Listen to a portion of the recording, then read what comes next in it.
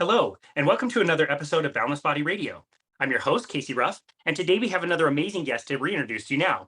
Dr. Bret Scher is a returning guest on our show. Be sure to check out his first appearance on episode 75 of Boundless Body Radio, which is one of our most popular and informative episodes. Dr. Bret Scher is a board-certified preventive cardiologist and lipidologist who truly understands the benefit of proper diet and lifestyle. He still sees patients in clinic. He is a lecturer, podcaster, and business owner, and he has served as the former medical director of Diet Doctor, where he will remain on the advisory board. Bret recently accepted a new position as director of Metabolic Mind, a nonprofit initiative launched by Baszucki Group earlier this year. Metabolic Mind will be a platform where people can find evidence, information, and support about the use of metabolic interventions for serious mental illness.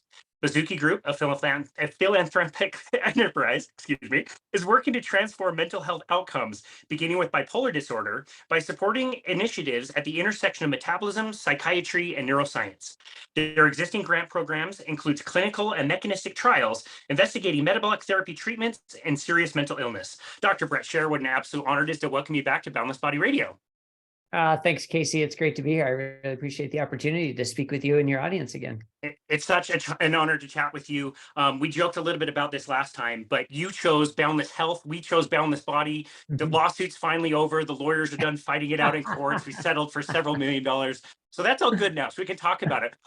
I'm just curious, why did you choose to use the term boundless? I just really like that name. I just really like the image of boundless. I mean, there is no limits, and you don't really know how well you can feel until you feel that way. So this concept of boundless health, the health that you can't even imagine, how good it is until you get there. Just that imagery really kind of sparked something in me, because that's what I was trying to help people see, that, there is the standard protocol of how we treat people, but that's not really promoting an individual's maximum wellness and maximal health and maximal thriving. And that's what sort of boundless health sort of personified for me. So I really liked it. Yeah. Yeah, that's fantastic. I'm sitting, you can tell my glorious, very glamorous kind of sound laboratory here. I'm sitting in front of all my cycle kits that have our branding on it. And I love riding around with Boundless Body on my cycle kit. I'll have to send you one so you can use it mountain biking. Yeah, definitely. Well, that's awesome. Well, thank you so much for coming back on the show. We've got a lot of ground to cover today. It was interesting when I'm, studying for these, I'm listening to past episodes you've done, and I've heard you recently say that there seems to be this doubling down on blaming cholesterol for heart disease. Mhm. And it was funny. I checked the date on that. The date of that podcast was 2018. So that wasn't even like this week or last month. This has been going on for a long time, and I feel like it's really intensifying. So I wanted to definitely spend time talking about your new work with the new group you're with, but I also wanted to cover some of the things that just don't die. They just keep coming up, and I'd love to hear some of your opinions about that. Before we cover that, will you remind our audience how a cardiologist ended up getting involved in the low carbohydrate space? Yeah, I always wanted to be a preventive cardiologist. When I did my cardiology fellowship training, it was a combined preventive and general cardiology training program. And I just really had this image in my mind that I was going to get out into the real world and just help people with their lifestyle and really not need as many medications and really sort of transform their cardiac health. And I was just falling flat on my face. I mean, I was not having the impact I thought I was having with people, and or that I thought I wanted to have with people. So what I was able to do was start Boundless Health with a good friend of mine who is a health coach, and say maybe I just needed sort of more time, more one-on-one time, get them hooked up with a health coach and a trainer. And fortunately for me, he was very knowledgeable about nutritional ketosis, about ketogenic diet. So for a couple of our tricky patients, he said, why don't you start a ketogenic diet on this guy? And of course, my first response was, I'm a cardiologist, man. I can't do that. I don't want to kill the guy, right? That's against everything I've been taught. But luckily, he sort of pushed me, and he, encouraged me to read up on it and look into it. And I was amazed that there was actually literature on this. There are published studies on a ketogenic diet, nutritional ketosis, and metabolic benefits. And it opened up this whole new world. So I tried it on myself and tried it on some patients. And I was all of a sudden starting to see the impact that I wanted to see, that people were losing weight, improving their metabolic health, improving their cardiovascular health, feeling great. And that's the other part, right? Like we talk so much about these health markers and everything, but how do you feel and how do you live your life? And it really was like this aha moment, like, oh my goodness, this is the combination of feeling great, enjoying your lifestyle, and improving your health in ways that I haven't seen before. So that was enough for me to say, not only do I want to use this in a number of my patients, but I want to shout it from the rooftops, because here I was, a very well-trained cardiologist, med school, residency, chief residency, cardiology fellowship, and I never heard of it, right? I never knew it existed. So who else is going to not know it exists? Well, almost 99.9% of the doctors, basically. So that's what really inspired me to want to shout it from the rooftops, to educate people, right? Not to say everybody should be on a keto diet, not to say every doctor needs to use this in all their patients, but to say this is a tool that absolutely needs to be in our toolkit as physicians. So yeah, I could go on and keep answering this question for a long time because I'm so passionate about it, but that's really what got me started. That's amazing. If you're listening at home on a faster speed, you're going to have to bring this one down to like a more normal speed. You're the only one that talks as fast as I do. I absolutely love it. You delivered a 60-minute, speech at Low Carb Denver, all about therapeutic nutritional ketosis, but it fit into 30 minutes of clock time. So congratulations on doing that. Thank you. It's amazing that you were able to reach those conclusions. It must have been difficult for you to get past your dissonance of your training, right? Oh yeah. I mean, the term cognitive dissonance completely fits, because I was taught the exact opposite. You cannot eat fat. Saturated fat is just evil, and animal products, forget about it. My fellowship training was in a Dean Ornish style program where, the diet was all about very low fat vegan style diet. And people loved the exercise component. People loved the social component and the smoking cessation and the meditation and stress reduction. And they kind of tolerated as best they could the diet. They didn't love it. So, but the point is that yes, it went against everything I was taught. So there was this moment where I was like, can I really do this? Like, this is not what, this is the opposite. It's not just that like a slight variation. It was kind of the opposite. But again, once I learned that there were studies behind this, and once I saw the practice of nutritional ketosis in action, those doubts faded pretty quickly, because, what I want to do is help people. I don't just want to go through the motions. I want to see results. I want people to change their lives for the better. And when I saw it happening left and right, it's like, all right, I'm in. Yeah, that's great. No, you can't unsee those results. They're just so powerful. And it's really an obsession that grabs you and makes you share it with other people and continue learning about it, which I absolutely love. I do want to go back to your training. You've already mentioned cholesterol and saturated fat in particular. Can you tell us mechanistically what you were trained as far as what happens with cardiovascular events, atherosclerosis? We can go whatever direction you like to go with that, and what most like people on the street would think is heart disease in particular. Yeah, I mean, what you're trained is if you eat fat, your LDL goes up and you have a heart attack. Period. Full stop. End of sentence. That's as simple as it gets. And I mean, that simply isn't true. We don't really have the evidence to support that. A lot of the evidence comes from these large observational studies where the people eating more saturated fat or eating more fat in general were also smoking more and drinking more alcohol and exercising less and eating more calories in general. And they were just less healthy in general. And then the effect size or the hazard ratio or odds ratio was so small that you really can't use any of that data to say, this is what it means for you as an individual, and this is going to be harmful for you. That level of quality of evidence is not meant to make those recommendations, but yet that's what we have. So that's what we use and say this must be. And, there are studies then showing if you treat LDL with medications that your risk of a heart attack can go down, again, by a very small amount. But we have to ask, who's the population? What's their metabolic health? What else are they doing with their lifestyles? There's this next layer of questioning that, frankly, we're not so good at in medicine because it takes time, it takes energy, you have to have longer discussions with your patients, and it doesn't fit nicely in just sort of a cookbook guideline. So that's what's really promoted.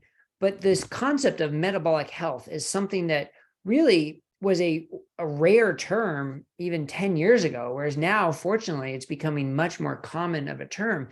And you can look at one study, it was published in JAMA, I don't know, a few years ago now, probably, from the Women's Health Initiative, that looking at risk factors for heart disease. And this was like, I should have reviewed the study before this, and I apologize, but it was like 10 or more years after an initial evaluation, and who had heart attacks, who lived and who died. And LDL was on the list with a risk of like 1.4, and ApoB, which is sort of a better measure of LDL and cardiovascular risk, was on that list at 1.8.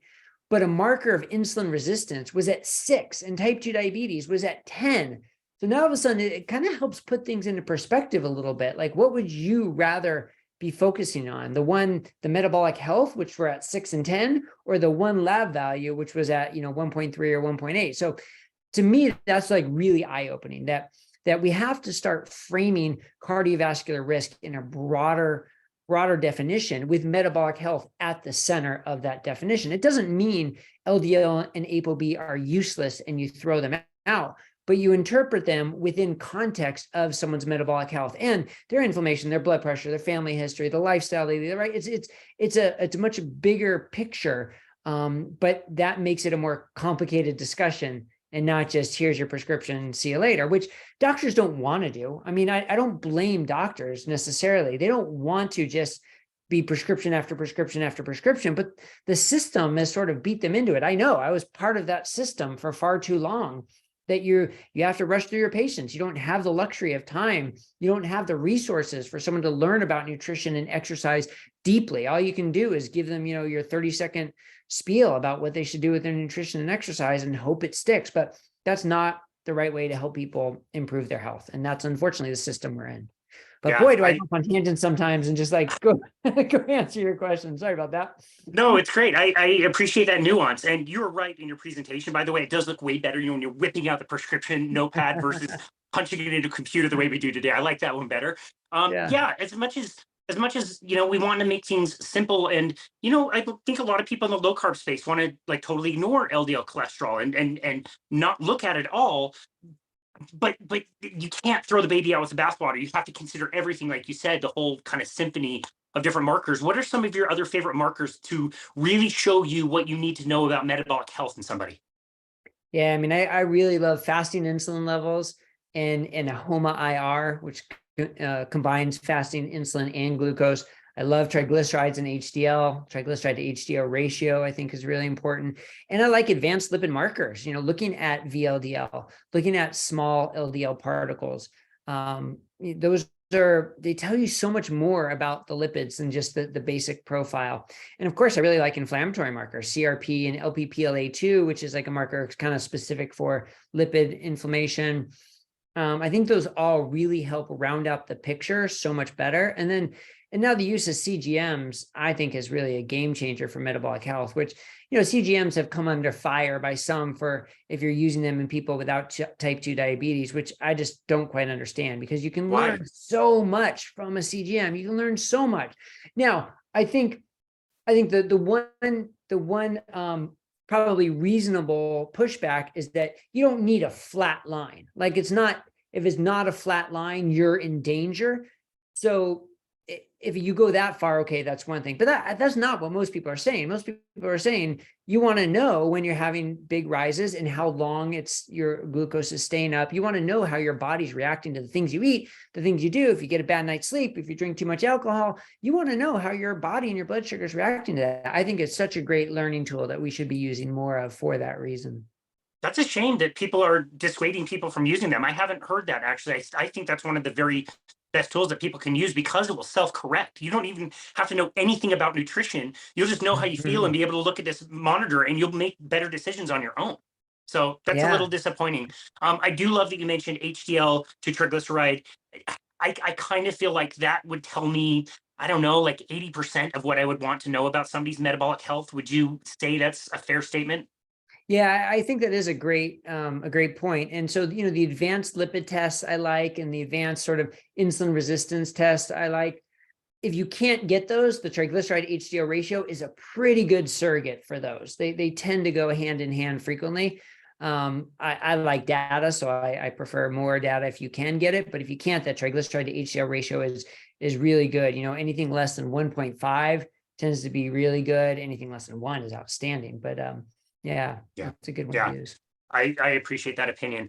Okay, so we've had a bit of a phenomenon in the low carbohydrate space, and we're getting to this point where we've been looking at this for a while now, and we can conduct studies. So one thing that tends to happen with a certain subset of people when they start a ketogenic diet is they feel amazing. They generally will lose weight. They will generally lose fat.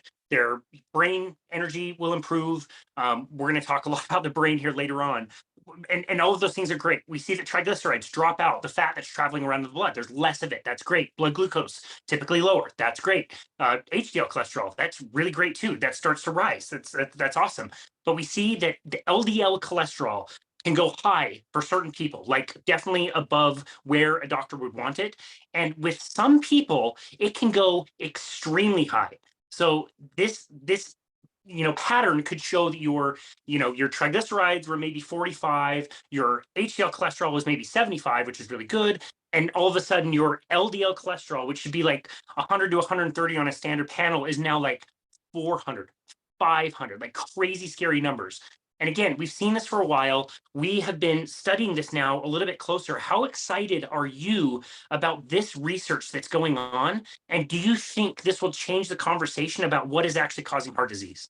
Yeah, so great question. And I want to answer that. But before I answer it, I want to point out, though, that we have to understand this population is the exception, not the rule. And I think that's such an important point to make, because I think so many clinicians, physicians, even average day people hear about this and say, whoa, I don't want to try a keto diet because my LDL is going to skyrocket. No, if you look at the studies using a keto diet for type 2 diabetes or for weight loss, on average, the LDL does not change. On average, the LDL does not change. I need to keep saying that over and over again, because that's what happens the majority of the time. So yes, there is this population, which is fascinating and we need to learn more about, but it's important to emphasize that they're the minority. So I would never dissuade someone from doing a keto diet because they're afraid their LDL is going to skyrocket, because chances are very good it will not. Now, fair point. Thank you. Yeah, but it's such an amazing subset of people and such an incredible physiologic change that is like really putting sort of lipidology upside down on his head. And that's why it's getting so much attention, rightly so. But we have to understand, the chances of it happening if you start a keto diet are much higher in a small subset of people and not the general population. But all right, I've went on enough about that. So now am I excited about these studies? Absolutely. I mean, look, from a cardiologist standpoint and a doctor standpoint, I get it. These numbers are terrifying from an LDL standpoint, because the only time anybody has seen these numbers before is with homozygous familial hypercholesterolemia or the most severe cases of heterozygous familial hypercholesterolemia. So quick definition. Familial hypercholesterolemia is a genetic disorder that you're basically born with, where some part of your LDL clearing system is dysfunctional. So whether it's the LDL receptor, it's the ApoB receptor, or there's something on the LDL particle or the LDL receptor that is not functioning well. So the LDL just accumulates in your body. The particles accumulate in your body. And if you have homozygous, that's where both alleles of your genes, all your genes have two alleles. That's where both of them have a mutation. And if you have heterozygous, one is a mutation. So if you have homozygous FH and you have LDLs of the 500s plus, it is a devastating condition where people are getting heart attacks at young ages and dying at young ages. If you have heterozygous FH, where your LDLs are on average more in like the 200 to 300 range, can be higher, but more in like the 200 to 300 range, that's a lot more heterogeneous. It's not quite as uniformly devastating. Now, some people do get premature heart disease, but it's not nearly the same penetration as it is with homozygous. But so the point being for that is I understand why it's so scary, because that's the only context we have for ever seeing these numbers. Now it's a whole different context. Wait, there's no FH. You do genetic tests on these people. They don't have the genes for FH. They usually don't even have the polygenic risk scores, meaning when you combine a whole bunch of different genes, they don't even have those polygenic risk scores. And they're incredibly otherwise healthy, usually metabolically healthy. Like you were saying about the triglycerides, HDL, usually their glucose, their insulin, they're thin, they're lean, they're active. Like nothing fits that this person is in trouble except for that one number. So I get why it's so nerve-wracking for so many clinicians and individuals not knowing what to do. And that's why I think the research is just amazing and fascinating, that Dave Feldman, one of the premier citizen scientists in the world, paired up with one of the premier cardiovascular researchers in the world, Dr. Matthew Budoff, and they're doing this study, which they presented the preliminary data at Denver, which, small sample size, preliminary, but boy, is it not what anybody really expected. I mean, these people had average LDLs of like 250, and they'd been in keto for more than 4 years. And you'd expect some plaque, especially since the average age was like 50 something. You'd expect quite a bit of plaque if this was such a dangerous condition. And there was much less than anybody would have expected. Now, preliminary, not published. They're going to publish it, of course. They're going to compare it with a control set. And all this is going to be fascinating. I mean, and then plus they have the 1-year trial where they're going to do the CT angiograms at the end of the year. So at a minimum, this is going to help thousands of people better understand what's going on with their bodies. At a maximum, it is going to change everything that we think about LDL and cardiovascular risk. I mean, maybe it'll be somewhere in the middle there, but it's got that potential to do that, because if people are walking around with LDL levels at FH levels, at levels that just scare us beyond belief, and nothing's happening in terms of heart attacks and dying, like if that doesn't force us to sort of change or refocus or revisit our hypotheses and our biases and our understanding of what's going on, then I don't know what does. So it's really got a lot of potential to shake things up. And, it's going to get a lot of pushback, no question. Anytime something is trying to change a paradigm or question a paradigm, it gets pushback, no question about it. But that's what science is, right? Science is asking the question. Science is not assuming things. Science is testing your hypotheses, and that's what they're doing. And I'm very thankful that they are, and I can't wait to see it unfold. For the listener, if you weren't at Low Carb Denver, imagine a room of 1,000 low carb supporters expecting good preliminary data. The data's coming out. He found a group of 100 people. They've been doing keto 4.5 years on average. Their average age was in the mid 50s. And they've been doing keto or carnivore, some version of that diet for like 4.5, 5 years, something like that. Their LDL cholesterol is sky high. On average, I want to say it was like 565 or something like that. No, it wasn't that high on average. Not that high on average? No, okay. The average, it was like 260 or something like that. Oh, okay. Now they had people who were in the 500s for sure. Got it. But the average was like in the 250 range, 260. Got it. Thank you for clarifying. And then I believe it was 9 different sites they looked at in 5 different ways or something like that. There was a potential 45 score that these people could achieve. Yeah. So it's the total plaque score. So, right, it can go up to like 45. And Dave's his big thing was he showed a picture of him pointing to the right, because the right side of the graph was where all the high numbers were supposed to be, where all the people with plaque were supposed to be. And there was just nothing there. Nobody had those numbers. It was pretty. Not one picture. Not one single person scored in the double digits. Not one had any more than just a single digit, and a majority were at 0. 1,000 people, again, expecting good results. Gasp. It was so cool. I get chills thinking about it. And also another presenter, I want to say this was David Diamond, was talking about familiar hypercholesterolemia that you had mentioned. I thought this slide was really interesting because it did show how that would impact somebody by the decade. And so basically the first 30 or 40 years of life, yes, you have a much greater likelihood of mortality, and that mortality is probably going to be a heart attack. Again, it's a different mechanism than if somebody's eating low carb and their cholesterol elevates. But yes, you're going to cause some problems. But the interesting thing is as you aged, your overall mortality would actually go down over time. And we learned, like in your 70s, the primary cause of heart attack was still, or I'm sorry, the primary cause of death was still heart attack, meaning that magically, for some reason, the rates of cancer and stroke were vastly less than general population. And he brought that up to say, like, what is LDL also doing that might be beneficial that we're not talking about enough? And maybe just whacking this, marker down as low as possible is going to have other side effects over time. I thought that was a really fascinating point.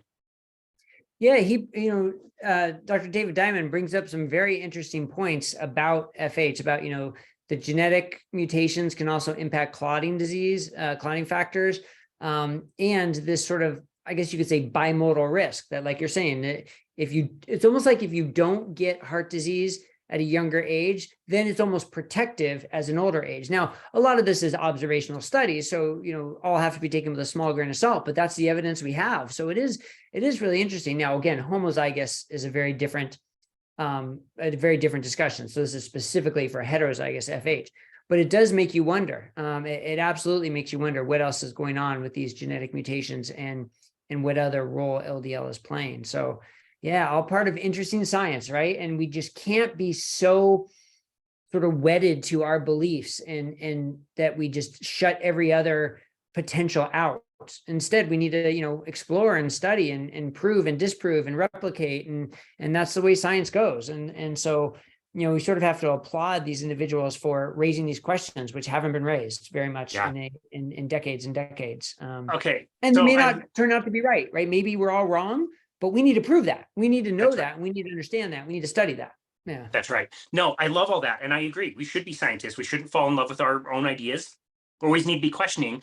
And I understand that this study may be blockbuster, but for that to happen, people in the mainstream are going to need to ask or answer some pretty uncomfortable questions. I was telling you offline, I was listening to a podcast recently with two very prominent cardiologists. I don't need to mention them here. And I heard one of them reference lean mass hyperresponders by saying lean mass hyper nonsense. Mm-hmm. And the conversation just kind of moved on with the goal of always having your LDL cholesterol in particular, your ApoB as low as possible, and to medicate to be able to do that. Respect that opinion. They answered one of my questions, which is, do they know about it? They acknowledged it. It's out there. They know. Okay. But I was really bummed that they didn't stop and justify. What do you mean? Can you say what you mean? I would love to hear. I want to hear the opinion. I don't have a dog in this fight. I'm not a doctor. I'm a personal trainer. But I appreciate the discussion. We had a panel of cardiology at Low Carb Denver, and people were disagreeing with each other, and it was fine. It was great to have that discussion. And so, do you feel pretty pessimistic that people are going to want to even look at this data subset when it comes out? Oh yeah. Oh my goodness, yes. I mean, the people who are wedded to LDL is dangerous, ApoB is dangerous, and must be lowered are not going to open their eyes to this. If it is very positive or very encouraging results, okay, it was just a 1-year study. 1 year tells you nothing. Come back to me when you have a 20-year study. That's not reasonable right now, right? Instead, I think the reaction should be, hey, that is really interesting. I need to rethink this. Excuse me. I need to rethink this and see what we can do to learn more about it, as opposed to just automatic dismissal. But of course, there are going to be people who automatically dismiss it. And there are a number of reasons potentially for that we don't need to go into. But yes, that group of physicians definitely exists. Yeah. And it's a bummer, because what I see on the ground, the friends that I make at these conferences have been really dear friends. One of them in particular, her name's Robin. She gave me permission to mention this on the show. She is one of these people in this small subset, again, not the majority, the minority, of when she eats a very strict, basically fully carnivorous diet. I was with her at dinner in Austin just this last weekend. I watched her order. It's to the level she can't really even have spices. She only can eat meat. And the reason why she can only eat meat is because she is bipolar. Okay. So if she includes any carbohydrates in the diet, she expresses symptoms of bipolar. Mm-hmm. When she does that and eats very strict, her LDL cholesterol goes through the roof. And mm-hmm.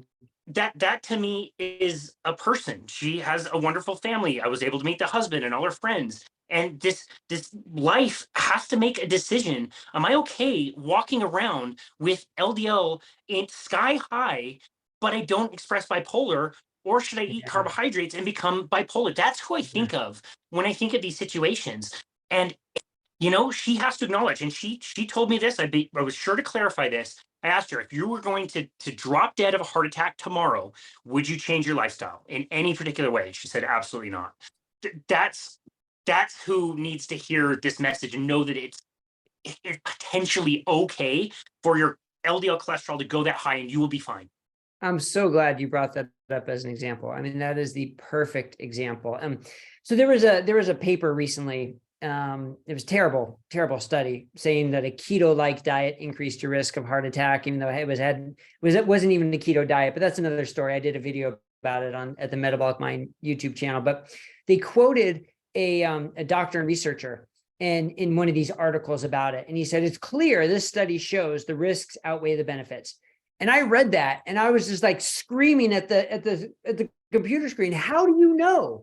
How do you know what the risks that the risks outweigh the benefits unless you know the benefits? And that is the perfect example. I mean, we have here at Metabolic Mind, we're working with so many people who have not been able to find any treatment for their anorexia for 15, 20 plus years, their bipolar disorder, their schizophrenia, and they found nutritional ketosis. And nutritional ketosis was the one thing that helped them recover, put diseases into remission that most people think can never go into remission, to live a normal life again. Who am I to say the risk of an elevated LDL is higher than the benefits? Absolutely not. These people got their lives back. But that's a very different scenario than what most people think of with a keto diet, especially doctors who aren't familiar with it. They think, oh, it's that fad weight loss diet. You can lose weight 1,000 different ways. Why would you do that? But there's a difference between a weight loss diet and therapeutic nutritional ketosis. And that's what my talk at Low Carb Denver was about. When is a diet not a diet?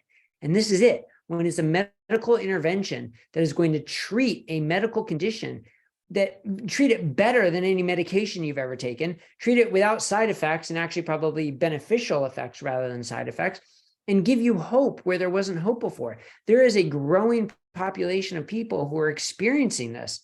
And for them, I think for most of them, the benefits outweigh any potential risks.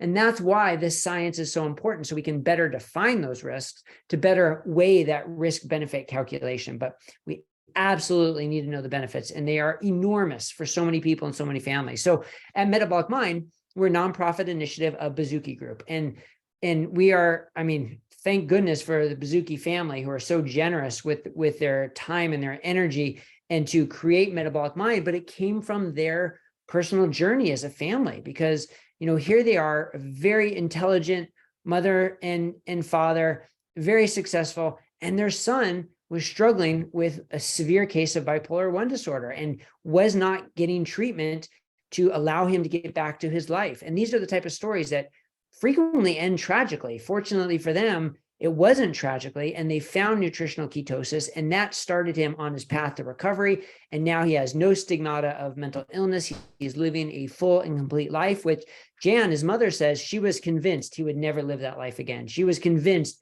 she would never get her son back again. And now here he is. And nutritional ketosis was the cornerstone of his treatment. So, I mean, goodness, we are trying to reach families just like that to educate them about this. And when you talk about risk benefit ratio, ask Matt and his mom or anybody who's gone through this what the benefits are, and they're pretty mind blowing. Yeah, that's amazing. I definitely want to talk about your involvement with that organization. I think it's wonderful. Their story is absolutely incredible, and they're not alone. There's a lot of people that have had stories like that, and the whole, your talk was amazing. Therapeutic nutritional ketosis is such a great way to approach it. The quote unquote study that you mentioned that grabbed headlines, dude, that was reported on my 9 p.m. mainstream local news by me. How many people did they lose right there just by saying keto? They don't say keto light because it wasn't even keto light. They say keto causes harm without any zero basis. It was ridiculous, but those headlines get out. A few minutes before logging onto this call, I saw a tweet from Nina Teicholz. I can't remember what media outlet reported it, but they said some diets out there may help you lose weight, but they're also going to be unhealthy in other ways. And she said in her little blurb that keto was put at the very bottom of that list. So people see the word keto, they see it at the grocery stores where I learned everything I needed to know last time about heart disease from the cereal aisle. They don't see the word therapeutic nutritional ketosis. It's so important. Can you talk about the difference between what people think the keto diet is versus nutritional therapeutic ketosis?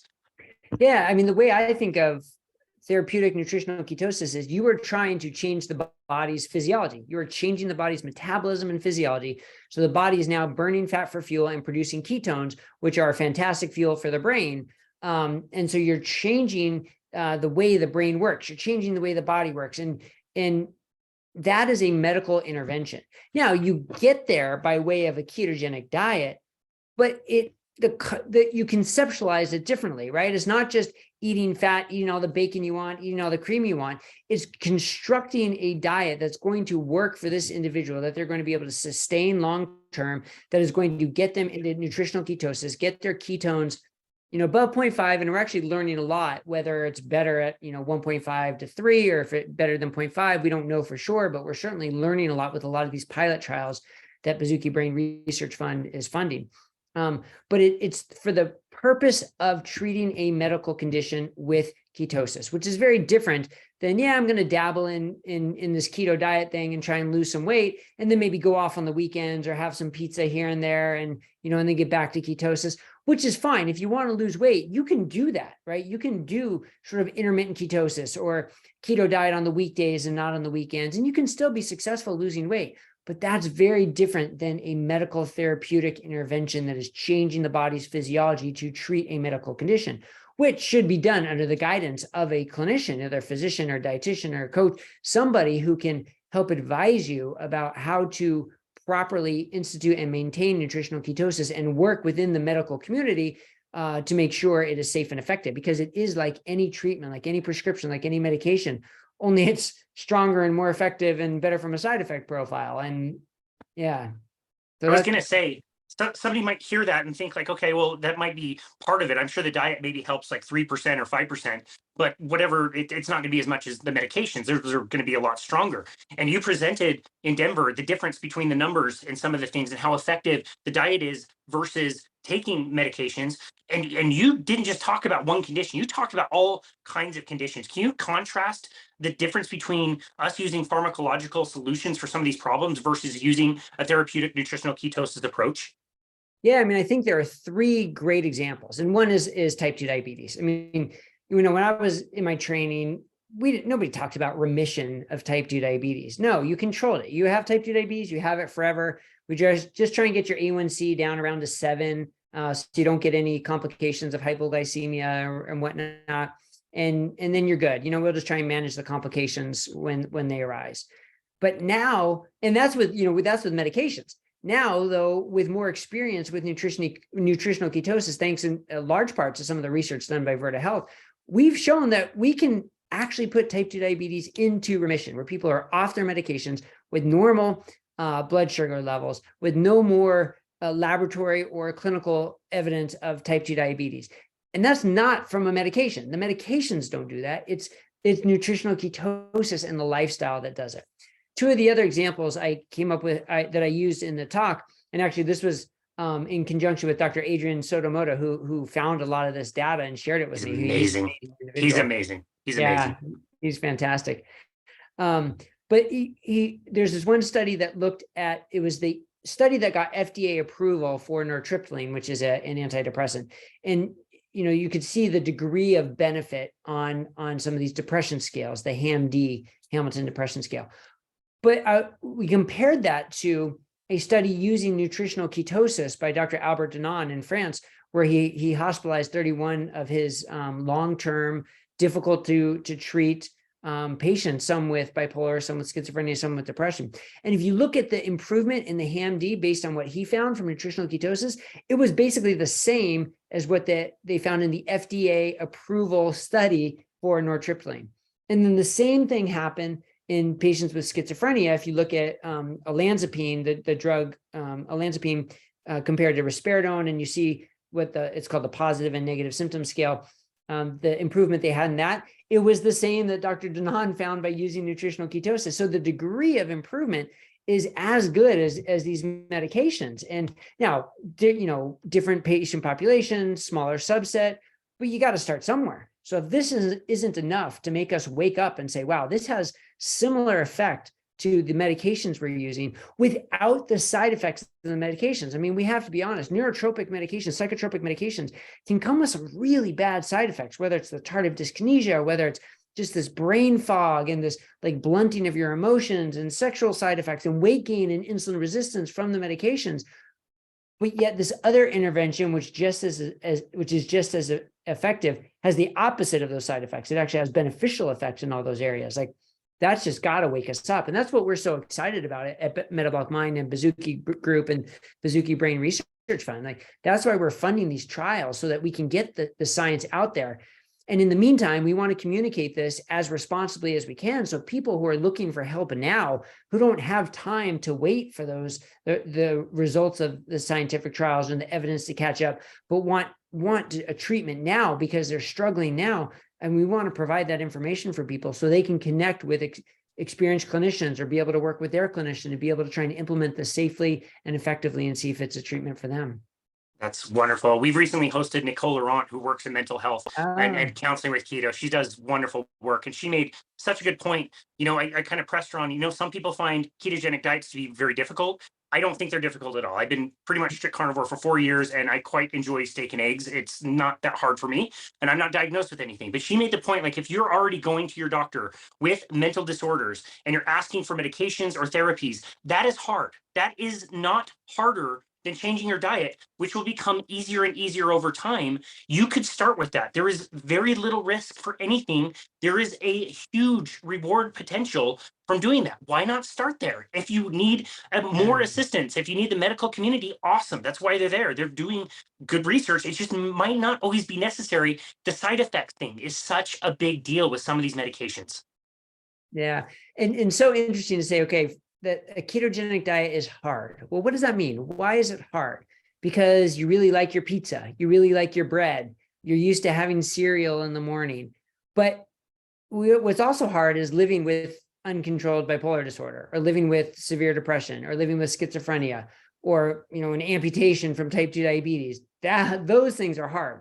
If you can all of a sudden live in a way where those are gone, like all of a sudden you have clarity of thought, and you're not hearing your voices anymore, you're not experiencing your mania and your depression anymore, all of a sudden that pizza is not so enticing anymore, because you're living a life that you've not been able to lead. So who are we to say what's hard or not for each individual? And again, it comes down to understanding the benefits, because if you see those tremendous benefits, then chances are that diet becomes a lot easier to stick to. And it's funny, it's only hard because of how backwards our society is, because we're such a processed food, high carb society, which, go back 100 years ago, it would have been so much easier to follow a keto diet, right? Nobody would have said it's hard to follow 100 years ago, but only because of the way society is structured now. So we have to get back to the point where it's not hard for the average person, but for the people seeing these tremendous benefits, it's not hard.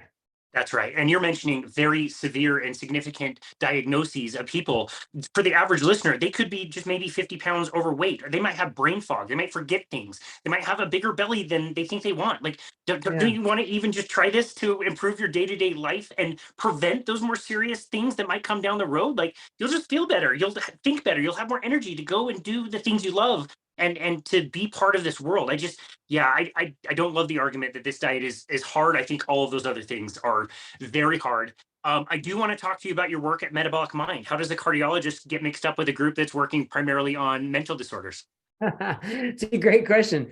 And the funny part of the story is, when I first met Jan Baszucki and the whole crew at Baszucki Group, gosh, they're just so passionate and they're doing such great work, that when I found out that they were looking to hire somebody, my first reaction is, oh my goodness, I'm going to help you find the right person, because this is so important. I can totally help you find the right person. My first response was, it's not me, because I'm a cardiologist, but I'll help you find the right person. And then as we just started talking more and doing little projects together, I realized what they actually need is someone who is passionate and knowledgeable about metabolic health, a metabolic health expert who can help communicate sort of this intersection of science and clinical experience and patient experience, and really sort of frame the communication around that. And I thought, that is me. It doesn't matter that I'm a cardiologist. I can do that. And I want to do that, because kind of, I don't know, the way I sort of see my work in cardiology is that I really wanted to be on the forefront on this cardiometabolic health, this combination of cardiac health and metabolic health and how they intersect, and change the way cardiology is practiced. Well, this is exactly what we're doing with metabolic psychiatry, talking about the intersection of metabolic health and mental health, and really trying to change the way psychiatry is practiced, and to be on the forefront of a movement that can change an entire field of medicine and help just untold numbers of people live better lives. I mean, what's better than that as a physician? So for me, once I sort of realized what this position was and what they needed and how I could fit, I was like, I'm in. I want that opportunity for sure. That's amazing. Wow. And I'm sure your experience at Diet Doctor was very helpful for what they needed organizationally. And you make a really good point. You made this point in your presentation. Like, Dr. Georgia Ede is quoted as saying, like, I'm pretty sure the head is part of the body. It is connected to the body. We think of it as this vastly different thing. You refer to it as stars or galaxies. It's mystical, and we'll never really fully understand all of it. but it still works in the same kind of way. It's not like you need one diet Yeah. for mental health and another diet for heart health. It can all be the same thing. It all improves globally, systematically as a human. Right. And that's the challenge though, right? The challenge is getting people to see that, because we do fall into our silos to a great deal as physicians. I know as a cardiologist, I never wanted to treat or touch any of the psychiatric medications my patients were on. Like, no, leave that for the psychiatrist, leave that for the brain doctors. I'm a body doctor, right? Like there's definitely that disconnect that a lot of people fall into, and vice versa. If you're a psychiatrist, you're not touching the metformin, you're not touching the GLP-1s, you're not, let the body doctors deal with that. But no, we have to break that down, because the metabolic health of your body is the metabolic health of your brain. They are absolutely connected. And the Dr. Cindy Calkin showed this beautifully in one of her studies, where she took some of her patients with treatment-resistant bipolar disorder. So they were, treatment-resistant. They were sort of the sick of the sick with bipolar disorder. And those who were insulin-resistant and took metformin and reversed their insulin resistance also dramatically improved their bipolar symptoms with no psychoactive medication, no medication that works in the brain. This was metformin, which works on your liver, which improves insulin sensitivity, but yet brain symptoms, psychiatric symptoms improved. Like if that doesn't show the importance of this connection, I don't know what does, which is groundbreaking research and really paradigm shifting research from Dr. Calkin. So I applaud her for that. I have an interview with her on the Metabolic Mind podcast. But that really shows this combination, how we have to see the brain and the body as one thing. I love that. No, that's amazing. So with all this research, we've got Dr. Chris Palmer publishing his book, Brain Energy, your group at Metabolic Mind. You would think that people would be so excited about this message. People that have been suffering with heavy, mental disorders, all kinds of stuff, and having side effects from medications and getting temporary relief from a medication. Maybe people should be receiving this just so well, I would imagine. What are some of your biggest hurdles and challenges that you're facing at Baszucki Group trying to get this message out? Yeah, I mean, I think the hurdle is finding a psychiatrist who is comfortable using nutritional ketosis as part of their treatment program. That's the biggest hurdle, because they haven't been trained that. Same for me as a cardiologist way back when I thought it was crazy to try a ketogenic diet. Like psychiatrists just don't have it on their radar screen. So, more and more individuals are learning about this and saying, I want to do this, but I can't find a psychiatrist to work with. So that's our biggest hurdle. So, Dr. Georgia Eid has a clinician training course. She has a directory on her website. We really want people to know about that and experience that. But we also want more coaches and dietitians and therapists and counselors like Nicole Laurent. The more people in those fields who become knowledgeable about this, then they can communicate with the psychiatrists, because we wouldn't expect a psychiatrist to say, oh yeah, I'm going to start you on a ketogenic diet. This is what you need to eat. This is what you need to buy in the grocery store. This is how you check your ketones. A psychiatrist isn't going to do that. But what I would like is for a psychiatrist to know, hey, I now know that you can treat this with nutritional ketosis. Here's a dietitian I know that you can work with.